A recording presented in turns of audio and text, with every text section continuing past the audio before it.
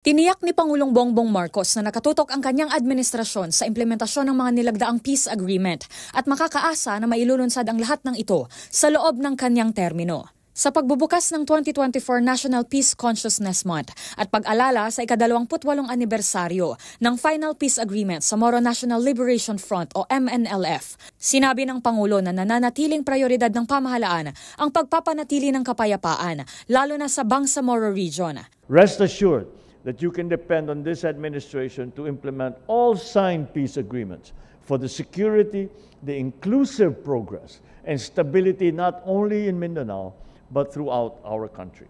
Sa kanyang talumpati, dumulog si PBBM sa MNLF at iba pang stakeholders sa BARM na tulungan ng pamahalaan na siguruhin na payapa at maayos na mairaos ang kauna-unahang parliamentary election sa rehiyon sa susunod na taon.